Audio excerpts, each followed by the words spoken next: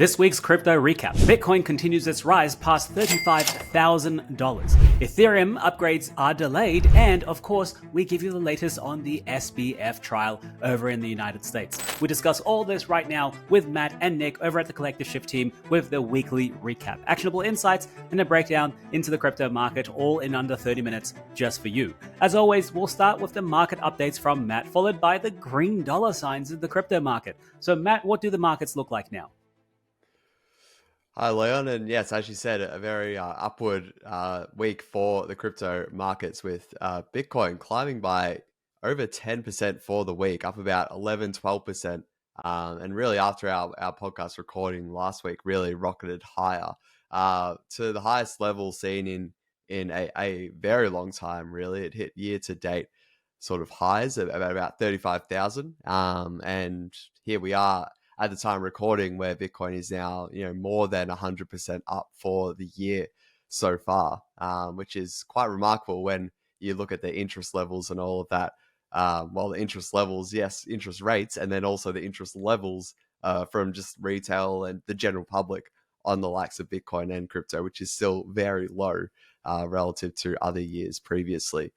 We continue to see the story of Bitcoin dominance really leading the charge. What do I mean by that? It's just Bitcoin is sort of going up by more than, all the other cryptocurrencies combined, if you do it by, proportions or by percentages. And really, it's just another signal that people are more confident in maybe putting their money into Bitcoin relative to all of the other cryptocurrencies. So, a very simple example here is in the last week, BTC is up 12% and ETH is up 6%, which, you've got a lot of those bigger, more popular altcoins up, 6, 7, 8% for the last 7 days. So Bitcoin continues to lead the way, which has been a big, big story of this year. And it's no different in what was a very, very successful week in the markets for crypto. Yeah, Matt, we have been seeing a couple of green dollar signs in the market. I'm hoping we can discuss this a little bit more. And Nick, I want to get your perspective on this a bit later as well. So we have seen Bitcoin rise all the way up to $35,000. I don't know what the current price is because you might be watching this or listening to this a little bit later in your day. But where did this come from? Were we expecting up to 35K? Matt, can you give us a little bit of a breakdown from your perspective, being the head of the analyst over at Collective Shift? What do you see out there? It is a great question, given we had been trading in this range for maybe six. It felt like about 6 months or so, between I want to say 25,000 and maybe 31,000. Bitcoin was trading between. It was getting very boring, very dull. And I suppose we were waiting for some fireworks, whether it was for Bitcoin to sell off or for Bitcoin to go higher. It did go higher, a lot higher, about early last week, about Tuesday. And the reason for that was, there were, as with most price action, there was sort of a few things you could point to, but probably the biggest one, looking back, is sort of the market just getting more excited about the possibility of a Bitcoin ETF. As we spoke about in our podcast, in our previous episode, there was almost a fake rally of sorts where you saw some media misreporting that a Bitcoin ETF was going to be approved. We saw, price go up very quickly after that. And then we saw a quick sell-off once it was confirmed that it was indeed fake news. Looking back on last week's price action, a week later, my mind really goes to the simple explanation that, the market really just saw what happened now 2 weeks ago with that media misreporting, and they almost got caught offside, and maybe realized, oh wow, the market actually isn't really predicting there to be a Bitcoin ETF anytime soon because of how strong that price action was. And therefore, I almost see last week's price action as sort of the market sort of, pricing more of an approval or more of a percentage chance of an approval in. And that's sort of, I think it's as simple as that. I know there were some other possible explanations, but that would by far be my main one. Yeah, and Nick, I wanted to come to you as well. I wanted to get your point of view. What are you seeing from your side of the research at Collective Shift? Well, it was, as we mentioned, it was a very funny week, given that the markets rallied, but then it come out, one of the reasons why they may have rallied was, for tickers being, put live, hinting there may be an approval, but then we saw that they've actually been live since apparently August, and then I think price slowly came back down again after that. So I think just it's in a case of maybe everyone's trying to jump on board in terms of maybe catching that rally before anyone else, or as Matt said, the approval is rising. I think I've even seen it at 90% by early January. So we really have to ask ourselves, like, what would be driving this? And one answer is possibly, I guess, accumulation of spot Bitcoin to seed some of these, ETF funds, if there is an approval. And I think the language that has been used, I think, from some of the ETF issuers and the applicants have been a lot more favorable, and apparently there's been a lot more engagement with the SEC. So I think a combination of all these things, and perhaps even seeing how price rise so much off the back end of approval, I guess you have to be a contrarian in some cases as well to see how it does go. But in the end, I think it's all noise really. In terms of people's attitudes towards Bitcoin, that's probably the thing that I'm more interested in, which is seeing these big institutional names continuing to adopt Bitcoin and continually offer Bitcoin services to retail institutional services. So I'm just really excited to see how Bitcoin continue to be adopted, especially as we head into next year, which really is a really uncertain macroeconomic background, with a lot of uncertainty, which looks like Bitcoin is kind of really set to thrive in. Yeah, Nick, I wanted to double down on what you were saying there, because from my point of view, and I don't see all the great research reports that you see out there, and you've got your ear on the market there, but from my point of view, what it looked to be like, it was the BlackRock seeding the actual ETF, but also the news of that coming out and kind of compounding that effect onto the market. Any retail person sees that, oh, they're starting to buy their Bitcoin. Of course, the price is going to go up. Now I'm going to go ahead and put my allocation in as well. And of course, we do have that a compounding effect on the market. Prices go up slightly. And then, of course, the news comes out that it's not actually going through at the moment. And all of a sudden, we're back down past 35K. But guys, I wanted to share something that I've learned a lot as well. Bitcoin, I like to be a contrarian in the market a little bit. Bitcoin does 180s on us. The crypto market turns around when you least expect it to. So whenever people think that, things are going to go like 90% approval rate for an ETF, I always step back and say, okay, what's more important? Do I wait for this, or do I continue to dollar cost average as I have always done, and just keep going like that? So for me, I always try to be a contrarian and see, all of these people are saying one thing. I'm going to look at the other side of the conversation and continue down that path. But I know this is still a very big issue that may be coming. More institutions may be coming into the market. So I think my question then, Matt and Nick, maybe Matt, if you can take this, do you think is the market kind of ahead of itself here, or do you think the approval is imminent? We're at a 90% chance of this happening. I think it's been priced sort of correctly, in my opinion. I as you said, I think it is more possible, very probable at this stage, from everything that I'm reading and listening to, that there will be an approval within sort of the next 3 months. Therefore the market would get excited on that news. So I think even if that news did come out, we might even go higher. But I suppose that adjustment of people, increasing their odds of an approval has sort of been justified, given the recent events that Nick was talking about, even the SEC being a bit more accommodating towards applicants, them working together, messaging or news coming out about certain listings or about certain seeding of ETFs, where, to Collective Shift members, I explained last week that, these weren't really overly necessarily like that, significant, in the sense, seeding ETFs isn't really ever that much capital at the end of the day, but it's just a headline.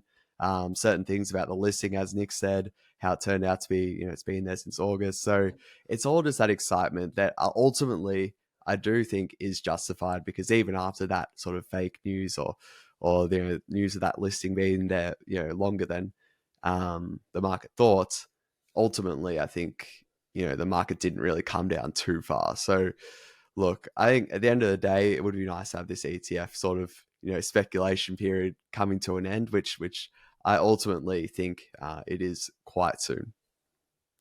Well, gentlemen, between us three here, let's put it to an end. Let's end the speculation now, and let's move on to our next topic. We'll be discussing a little bit about the FTX and SBF trial over in the United States. Now, we covered this previously. We try not to dwell on this because this is turning into a bit more gossip than actual industry positive news. But Nick, can you tell us what the most recent updates with the SBF trial are? Yeah, so basically, Sam has finally taken the stage. He's sort of given evidence, and started that process, which was a bit of a surprise. I think maybe it was a Hail Mary, considering SBF was such a volatile character. Even in the court case, I did see a few interesting headlines of him actually not following the correct advice of his lawyers in court, which is kind of a testament to him in a way, maybe. But a few of the key headlines here from the things that he was saying early on was, admitting that they didn't have a risk department, and essentially just saying that he was following lawyers' advice, although he wasn't able to come up with actual evidence of this, and a few key bits of information or documents have gone missing. So it's really not looking all that good for SBF at the moment, from what I'm seeing, and especially that he is actually listening to some of his lawyers in court, where, funnily, well, negatively for him, he actually answered something that was he didn't have to, and he kind of gave away that he knew more than he let on, and knew what he was doing was wrong. So, and his lawyer actually gave him a bit of a handing down in court. Dear God, this guy is a menace to the crypto industry. I really hope that the truth does come out in the trial and that we do get some really healthy answers out from the trial itself. Because I really need that to happen in crypto space. And I think people deserve that, They feel like they've been strung along this whole time by someone who was a vegan and was good for the industry, but turns out he actually wasn't.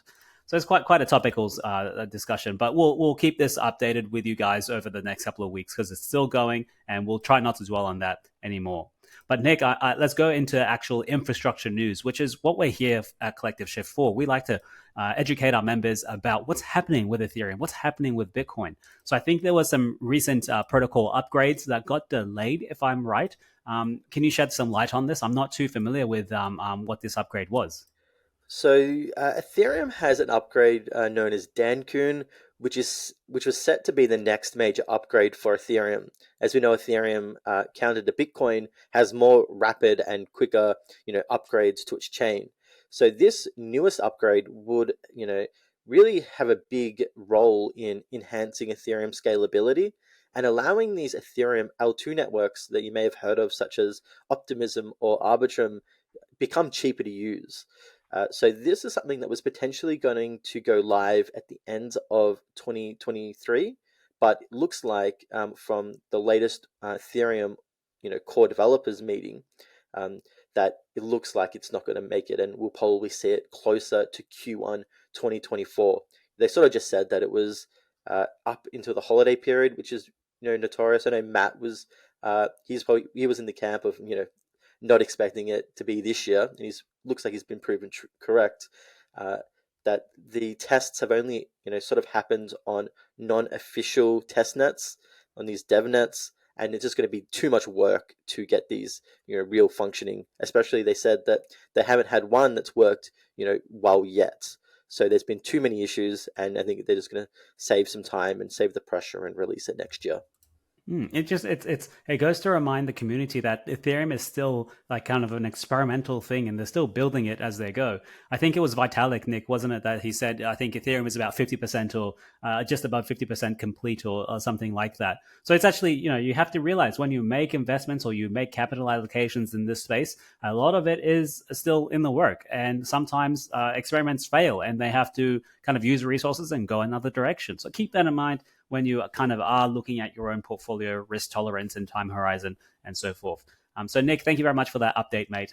Let's head over to Matt. Now, Matt, we have been talking about Ethereum. We are very heavy on Ethereum and Bitcoin over at Collective Shift, but there are other altcoins that are still working behind the scenes. So I think there's some two new ones that have come out recently. What's the update with these?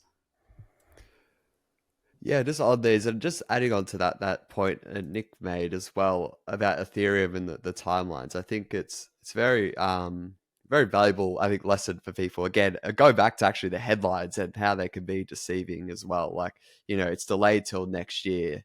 It's, very likely that this thing will come out in January or February.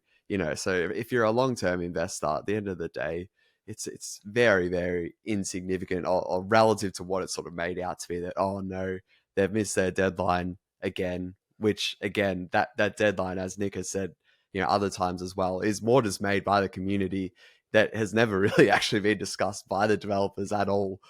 So really, again, that they've really delayed it because it's relative to nothing.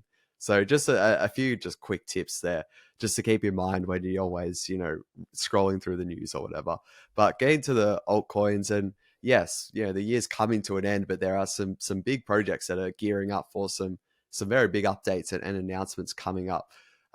So one of them was dYdX, which released its long-awaited V4. So this is actually a blockchain itself. So dYdX chain came out last week after a long time sort of in the making. It's sort of used very simply for sort of derivatives in the DeFi space, so trading back and forth. Derivatives. So that's why it's getting a lot of volume, particularly last week. And they're sort of making sort of their next big push. Actually, it will be this week. So probably by the time this is out, they will have released sort of the official front end for people to easily sort of transition to the dYdX chain itself, which would probably even spur along even more volume to the chain. So it's probably seen as sort of the creme de la creme of sort of DeFi infrastructure or engineering. So it'll be good to see, I suppose, how impressive this UI and UX is meant to be once it does go live. Celestia, just quickly, sort of the next one, it is sort of slated to go out in October 31st. So Halloween, sort of the same actual date as the Bitcoin white paper was released. That's actually coming up for its 15th birthday. So I don't know, maybe they've aligned that to steal a bit of the spotlight. But that will be a significant event. Again, we've been talking about this trend of sort of different ways that you can scale blockchains. Nick's been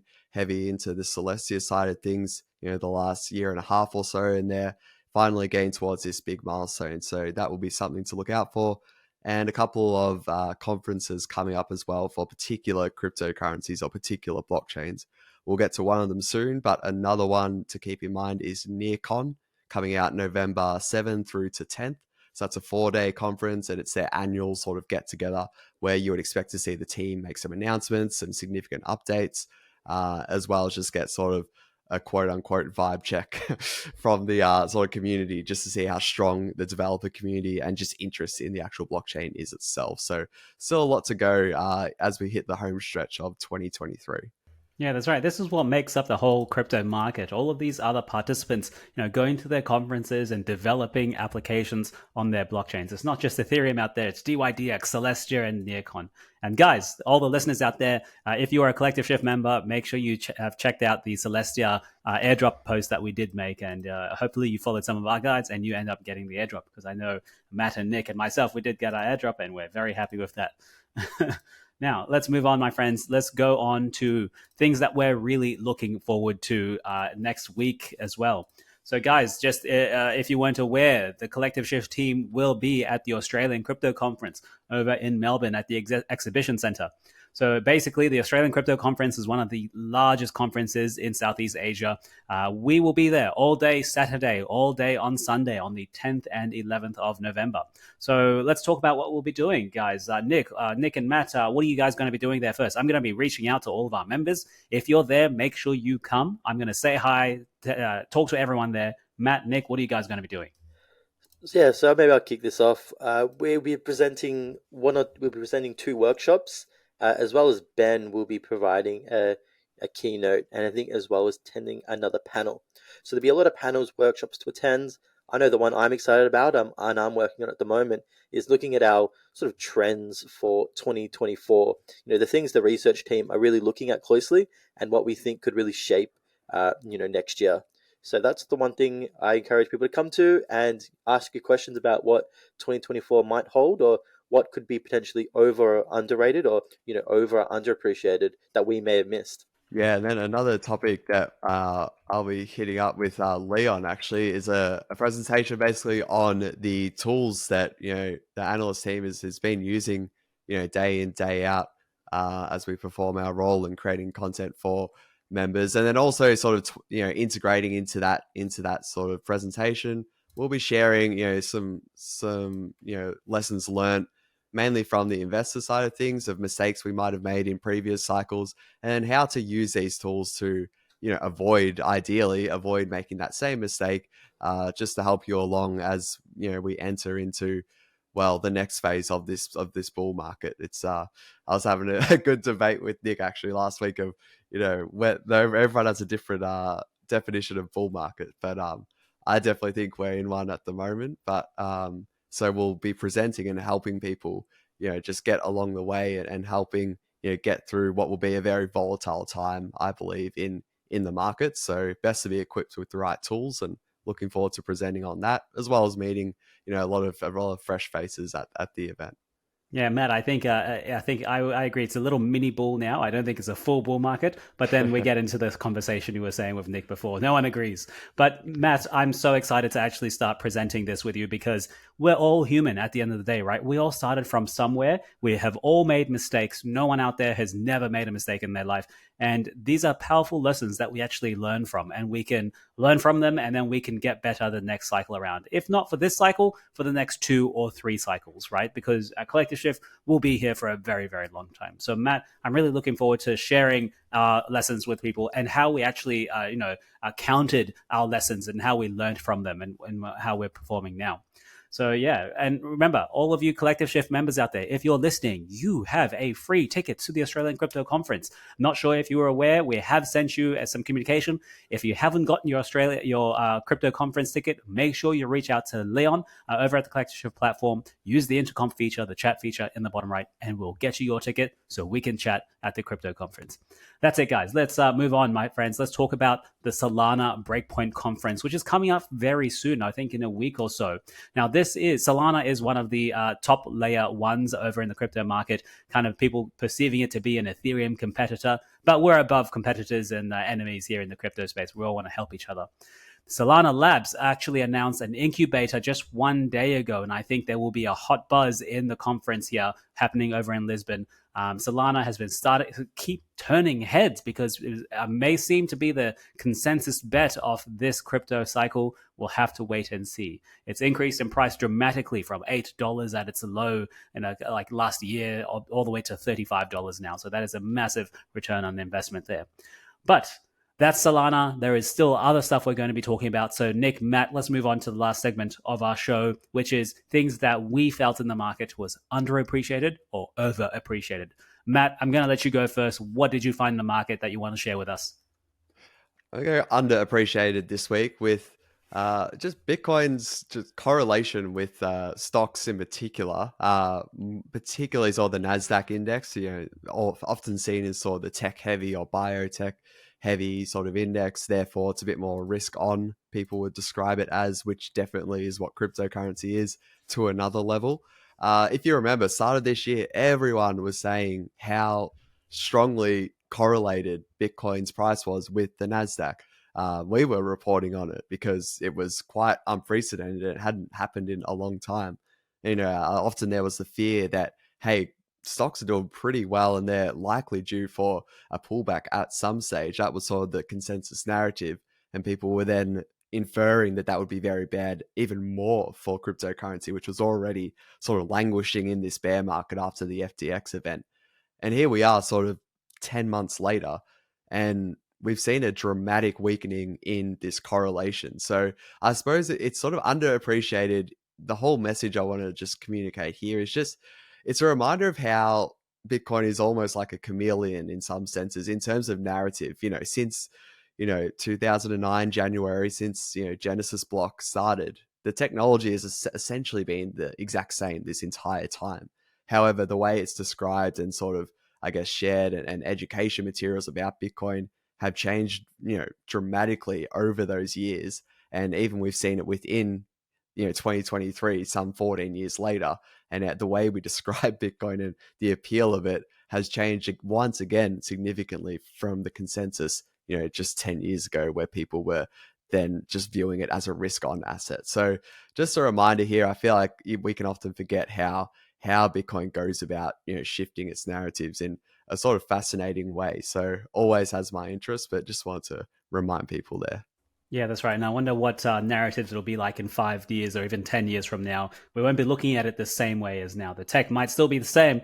It'll still take 15 minutes for a block to process and for your transaction to go through, but people will be valuing it very differently than we do now. So thanks for sharing that, Matt. That's really powerful stuff. Nick, what did you have in the market that you wanted to share with us? The one thing I'm looking for, and I think maybe gets lost, is the stablecoin market cap. So stablecoin market caps have actually been decreasing. I think last month was the 18th consecutive month that the combined total of all these stablecoins in the market, in their market capitalization.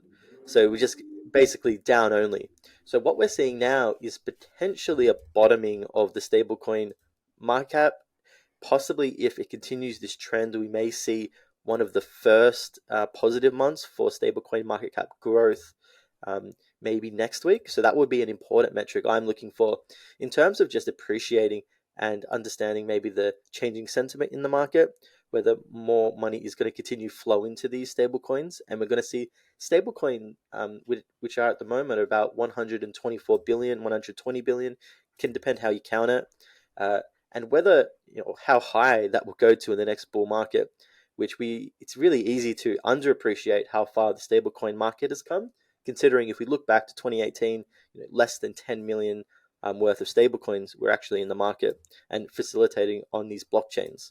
So this is something that a lot of people will talk about, 18-month declines in stablecoin market cap. But when we really zoom out and look at how far stablecoins have come, and now we're going to see the PayPal stablecoin maybe start to go live on potentially a few other chains into next year. Yet really excited to see whether this is indeed a bottoming of the stablecoin market cap. And I think that will have maybe a positive signal to the market that this run or interest is only really starting again. Yeah, Nick, I think that's actually something we should keep a closer eye on, because in the markets, stablecoins have increased so much. It's really extraordinary. And people take their profits into stablecoin. What happens if the market turns around and people want to use their stablecoins to go back into Bitcoin? All of a sudden, we have all these nearly a couple of $1 million per second or per minute going into Bitcoin. It's crazy the way I see it like that. So, Nick, thank you very much, mate. I wanted to move on to the last little section, which is what I wanted to share with the community. Last week, as well as the week before, I keep harping on about crypto security. This is very important, my friends. So this is about LastPass. They did get exploited a couple of weeks ago, and people had their funds stolen. And last week, I did urge our users, listeners out there, to go ahead, check your security, and make sure you're still not exposed. And what has happened this week again, some 25 people have had their accounts exploited again, and all of their funds in their crypto wallets have been removed from the single breach that happened probably about a month ago or even 2 years ago. So this is another kind of thing that you really need to worry about and get on top of in crypto. 4 million gone just like that. So remember, security is paramount. You have to keep aware in the market. And with that said, I'm going to leave you, my friends. That's a wrap for this week. If you're looking for more market insights, make sure you check out the Weekly Shift newsletter, providing free weekly market insights every Friday. Subscribe at collectiveshift.io/newsletter. That's collectiveshift.io/newsletter. We will see you next week. Bye for now.